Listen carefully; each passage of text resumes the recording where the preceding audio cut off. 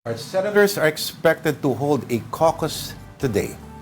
At kung anong pag-uusapan nila, pag-usapan po natin yan kasama ang taya sa coverage na yan. Maya-maya lamang, pero ngayon, hostage natin siya, ang ating mojo sa Senado. Live na live ngayon sa studio, Mary Mon Reyes. Tita Mary Mon, magandang hapon sa iyo. Good afternoon. Good afternoon. Okay. May tanong ka ba? Sabihin ko sana parang mali na tinawag mong tita si Mary Mon. Pero, okay, Mary Mon. Lahat naman tayo magtitiyuhin at magtitita. Sige na nga. Okay. Pero Mary Mon, ito, unang-una, ano yung reaksyon ng mga senador sa confirmation of charges hearing ng dating presidente Rodrigo Duterte na mangyayari maya-maya lamang? So far kasi sa na-monitor natin, si Senator Bongo nag-post na siya ng message of support niya for former President Duterte at sinasabi pa niya maghinay daw, magtiwala raw sa due process at inaasahan niya yung, pinagdarasal niya rather na sana maging maganda raw yung kalagayan ng dating Pangulo, yung kapasidad daw ng legal team ni FPRRD, yun yung inaasahan niya. And so far, yung ibang mga senador from the minority, wala pa namang nilalabas na pahayag. Pero sa mga lumipas na linggo, syempre, yung common sentiment nila was nalulungkot sila sa kasulukuyang lagay daw ni former President Duterte. Ang sabi ni Senator Robin nung may virtual press conference kami nung Friday, ang sa pagkakaalam niya pa rin, yung condition daw, physically, hindi pa rin daw siya sobrang parang capable to do trial at concerned na raw sila sa pagiging in solitude. Kumbaga mag-isa lang daw kasi itong si FPRRD doon sa Dahig, Netherlands. Bakit kaya hindi sila sumunod doon para personally i-check yung condition? Actually, si Sen. Robin ang sabi niya, kung pwede lang daw siya, pupunta siya para mapakita yung suporta kay Digong, para mapakita yung suporta daw sa mga nagmamahal daw dun sa dating Pangulo. Pero in session daw kasi ang Senado. So, kailangan niya raw munang gampanan yung papel niya raw, yung tungkulin niya raw. Eh, yung hindi nagpapakita sa Ayun na session, nga. pwede rin dumalaw yun doon. Oo. Oo, tsaka yung dating personal aide, personal assistant to the president, ay sabi, wala akong kinalaman dyan, ha? Assistant lang ako. Biglang nagbago yung tono. Hindi yung defense sila na tama yung ginawa namin at biglang hugasan ng kape. Pero we go beyond the Senate na, no? May caucus mamaya. Ano kaya mga pag-uusapan? Actually, mukhang marami-rami. Kasi yung huli din natin nakita dun sa naging post din ni Senator Ping, parang around 1:30, yung ina-expect. Either 11:30 a.m. or 1:30 p.m. Yun yung medyo di pa malinaw. Pero ngayong hapon, sure na meron silang ginawang caucus.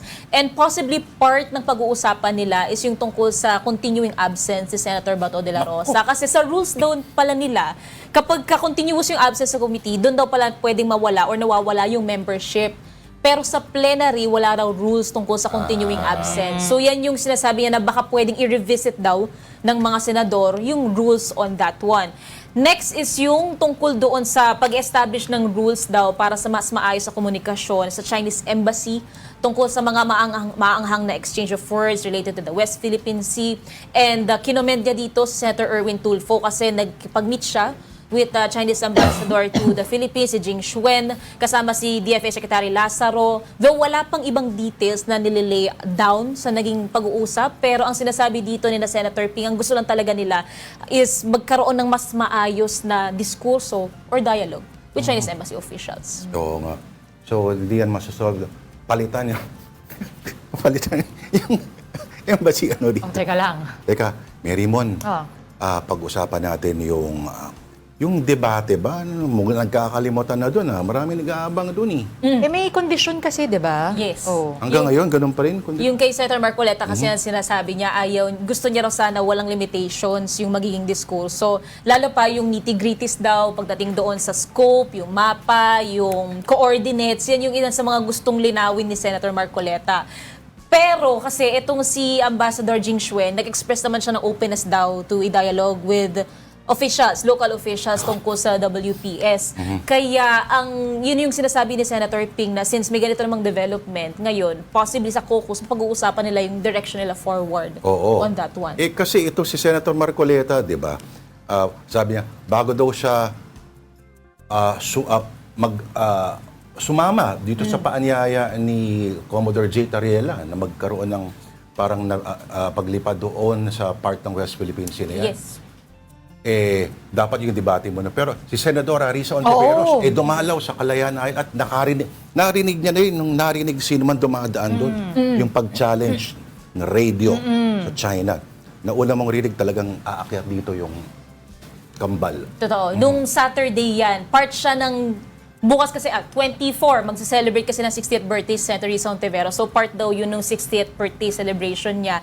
Na nitong Saturday, bumisita siya sa Kalayaan Island Group, nagpadala ng essentials, tsaka ng medical services. So blood test, urinalysis, ECG procedures, dental care, desalination equipment, nag-turnover din sila sa Philippine Coast Guard personnel. And doon din nakita nung they were flying over BRP Sierra Madre, yung nakaradyo si Senator Risa, and kinakausap niya yung mga Coast Guard na nandun. Sinasabi niya, baka pwede magkita tayo, kumain tayo, parang catch up, kwentuhan. Hindi raw nila nakakalimutan itong mga Coast Guard na nasa WPS. Oo. And ang sabi din ni Senator Ping dyan, titignan niya rin daw yung opportunity kung pwede rin daw na siyang bumisita ulit Oo. sa KIG. Kasi 2021 yata yung huli niyang naging bisita sa Pag-asa Island. 2021. O sino man pupunta doon, magdala kayo ng mahalaga, okay. Una, hindi fresh meat. Oh. Basta mga delata kailangan nila. yes. Kasi hindi sure minsan yung refrigeration, Yes. hindi consistent yung kuryente. Oo. So, di mo, although, kung gusto mo ng mga lapo-lapo na ganyan kalalaki, Meron naman kasi doon sa halagang 250 pesos, magsawa ka. Yun nga lang, para sa gabi naman, kung gusto mo paligayahin yung mga boys, Anong dalaw dapat? kahon-kahon ng mga, sabihin natin, yung mga mahahabang liig. Mga boteng ganyan. Actually, totoo. Kasi nung naglibot din ako sa Pag-asa Island nung nandun ako, pag patak din kasi ng gabi, wala masyadong mga ilaw, madilim. Pero makikita mo may mga nakikwentuhan pa talaga. Nakipagbilyar pa ako doon. Meron kasi may birthday celebration. So, yung 400 to 500 na residents ng Pag-asa Island, they're actually hoping, nung pagbisita pa lang natin doon, na matulungan sila o maprotektahan Oo. sila. Ikaw ba, lahat bang nakilala mo ron ng mga sundalo, puro single? Ay, nako, halo-halo. Pero ang common ground naman nila, masasaya silang lahat naman so far. Okay. Kasi sabi ng mga nurse doon, lahat dito puro single yung mga sundalo. Parang minu-minuto nagpapa-BP raw sa kanila. Ganun ba? Oo, parang Tsaka mga friendly, mababait. Palakwento. at mga mga galing to mga battle hardened yung iba rito. Oo, pero si May, nako, siguro icon na icon si Mary Mon siguro sa alaala ng maraming mga Pero Mary Mon, okay, maraming salamat Mary Mon. Alam ko, marami ka pang i-cover, kaya doon ka lang muna. Buwelo muna ako. Ang ating mojo sa Senado kasama sa studio, Mary Mon Reyes.